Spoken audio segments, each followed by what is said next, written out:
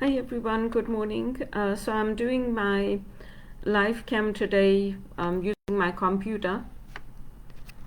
Hi everyone, good morning. I'm using my computer today to do my live cam, and it's new for me, so if I mess up, just give me a second chance, but hopefully everything will be fine.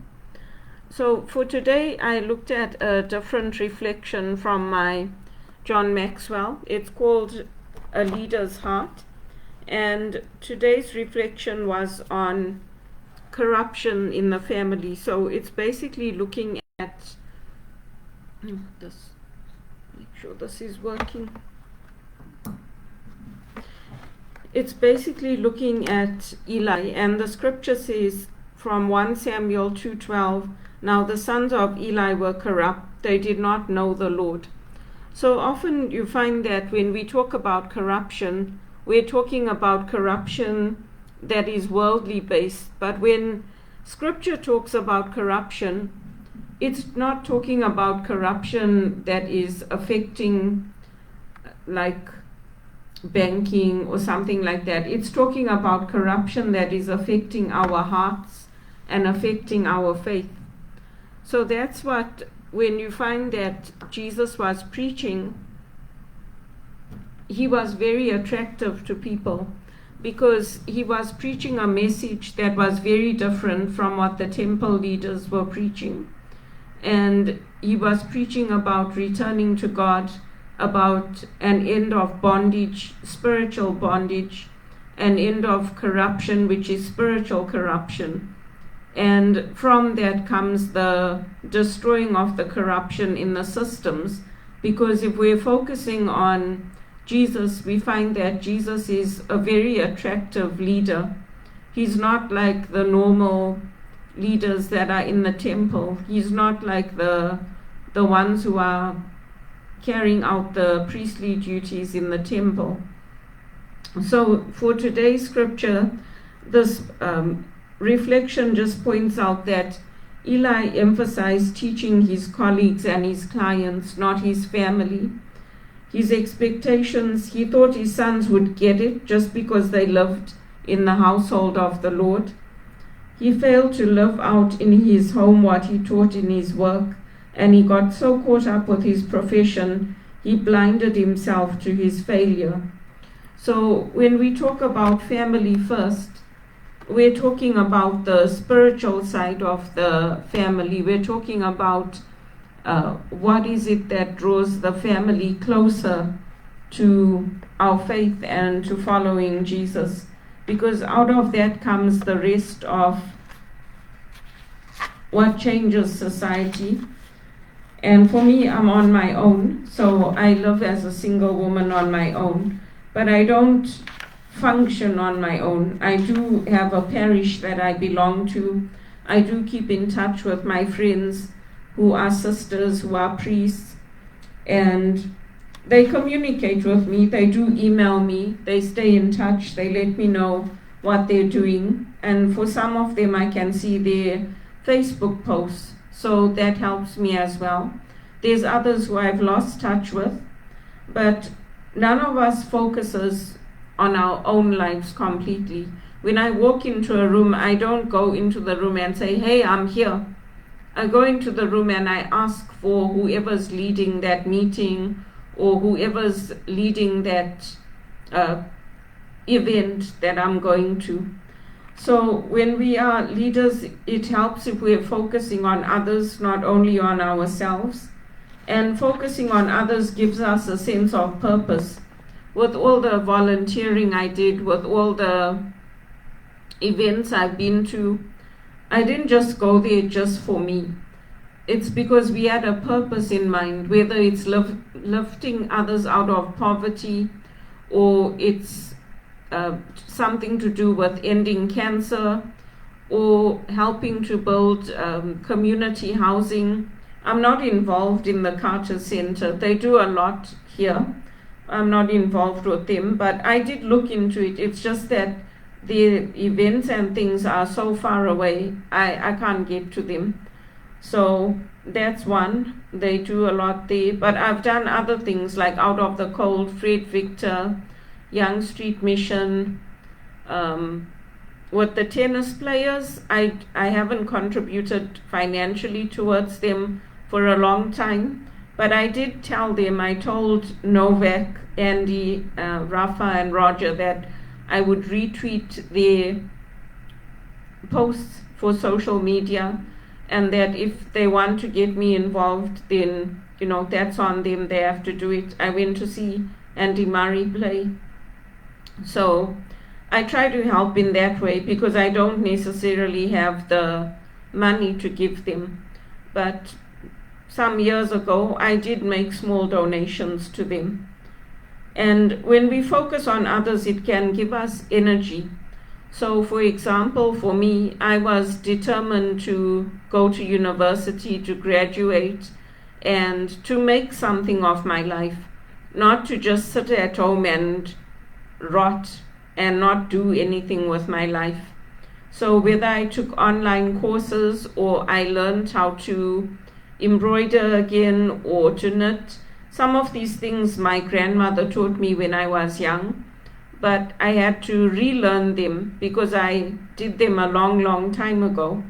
So we get energy from that. And one of the things that I did was with my faith, it was very hard for me, especially like doing the confirmation classes and all that, because you go through a lot of questioning, you go through a lot of doubts, you go through a lot of saying, do I really want to commit my life to being a Catholic? And you have to come out of that ready to commit. If you're not ready to commit, you don't get confirmed in the church. It's your choice whether you want to do it or not. So it gives us energy, and one of the things that I did was I dedicated whatever I did to my dad, to his memory. And that's partly why I've been successful, because when you do something like that and you dedicate it to somebody, you're doing it in their memory, and you're more likely to be motivated to want to succeed. It's the same reason that when I became a spiritual director, I had the motivation to do it because Damien Howard had believed in me. So I don't hear from Damien anymore, but that was one of the reasons I went into it, because I had that close relationship with him, and because I felt that calling, that it was the right thing to try and to do. So when we follow Jesus, it's not just about ourselves. Again, it's done in community. And if you do things like that, you will land up with a sense of contentment in your life, because you will feel fulfilled and you will feel like you've made a difference in helping others. You've contributed in some way to helping others over your lifetime. It's not something that you just do and you just say, okay, I did this and then now it's done. Because if we're just sitting at home focusing on ourselves, it becomes very frustrating, especially for somebody like me who is not someone who focuses on themselves and doesn't always put themselves first. It becomes very frustrating and very disappointing if you can't go out there, you can't be with people, you can't get involved in organizing things, in helping. It becomes very, very, very depressing. So what I do, I go out when the weather's nice, I go to the park, I focus on nature, and even watching the new life now in the spring, the birds that come up, the cardinals, hearing them. Because in the winter time, you'll find that you don't hear that song of birds so much. You might see the sparrows, because they stick around, they don't migrate like they used to. But those are the things that help us to become leaders in our communities.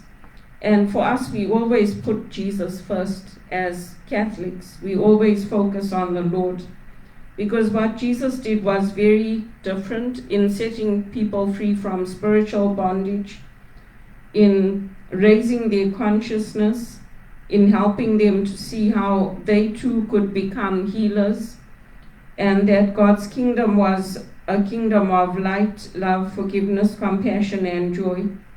And that's what Jesus does for us. And when we see all these organizations like forcing us to get vaccines, forcing us to work over our religious holidays, it becomes very, very disturbing.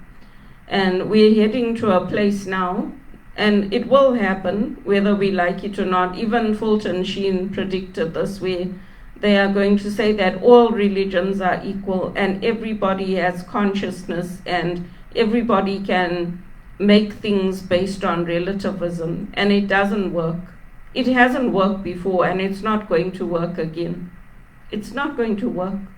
I listened to Fulton Sheen because it started coming up on my YouTube, and you can evaluate all the religions, you can do whatever you like. It's not going to work because the Muslim countries are not working.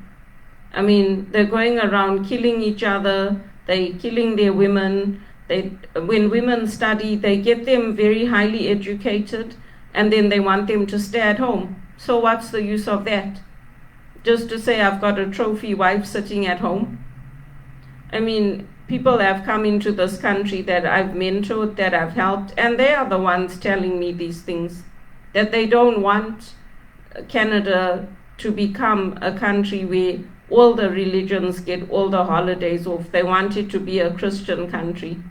So when you tell the politicians, they don't want to listen. So I don't tell them anymore, because when I do tell them, I just get into trouble. I tell them, you go and you tell them. Tell them why you came to Canada. Tell them that you want the Christians to have the Christian holidays off, that you want us to be accommodated for our health, that you want us to be accommodated for our religion. I tell all my Muslim and Hindu women that I mentor, go and tell them, because when I tell them, they don't listen.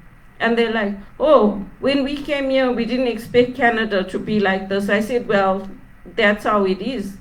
And they're like, well, it's not nice. I said, well, you go and tell them. When I tell them, they take me to the police station, they accuse me of being racist, they accuse me of discrimination. So you go and tell them. So, because I actually get tired of it, and I think even the church gets tired of it, because our religions are very different at the end of the day. And for us, we follow Jesus, and we get into trouble for it. People come down on us, people scream at us and yell at us. And you know what? All religions are not the same, and we're not all doing the same thing. And people should have a choice in whether they want to take the vaccines or not, because if you get to a point where you're educated, where the doctors and the nurses and everybody tells you this is what it is, these are the side effects, this is what could happen, then you make your choice. But that's not what's happening today, and that's not what happened with COVID. So, and then when you report it, then you get into trouble. Then they want to put you in the Sunnybrook and leave you there to rot. And the police even tell you nobody's going to come here to visit you, nobody's going to call you, nobody's going to come see you. So they tell you. And you look at all these priests, you look at Oscar Romero, you look at all the Jesuits that got killed and their assistants. You think they did it just because they felt, oh well. No, they did it because that's how they were living out their faith. And when you stand up to the corruption, that is what happens. It doesn't just happen in South America, it happens in Canada. It happens everywhere. So it's very sad actually, because there is corruption in the church too. And people know it, the Jesuits know it, the sisters know it. Because there's this watering down of the faith to say that, oh, you know what, everybody is the same and all our religions are the same. And that's not what Vatican II was saying. Vatican II was saying there are elements of truth in all religions, but it doesn't take Jesus away from being the center of our religion. And that's what made Jesus so attractive to people. It wasn't that he was asking people to come and follow him. People came and they followed him on their own because of what message he brought. And he wasn't charging, like now Canada wants to start private healthcare and like be like America, charge millions to get the best healthcare. That's fine for those who have the money. And what about the rest of us? What about the rest of us who have worked hard, who have gotten degrees and qualifications, and we can't get good jobs? That's fine for the Americans who have their cars and houses and all their money in the world to pay for the best. But Canada is not like that. And the growing poverty in Canada it's frightening. It's very, very frightening. So you can only do so much, and I can only do so much. Even if, collectively, there's only so much we can do. Because at the end of the day, some of these students and things that are coming here to Canada, they connected to very highly influential people back in India, same with the Nigerians. So they might come and work here in the call center with me, but they tell me, oh yeah, my mom and dad are head of this bank in Nigeria and head of that in Nigeria. I'm like, oh, why did you come here? They're like, you know how African parents are.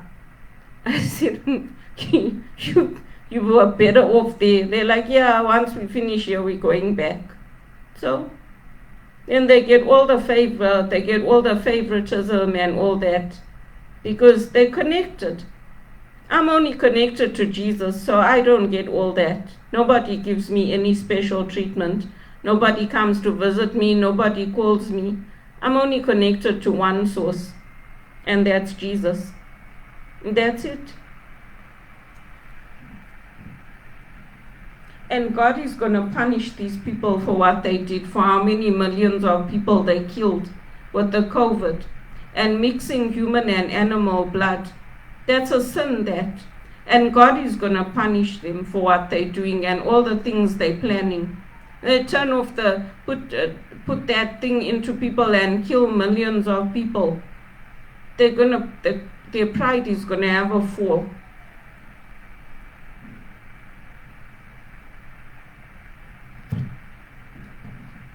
And I don't care who laughs at me. I don't care who makes fun of me. I don't care, because God is watching everything.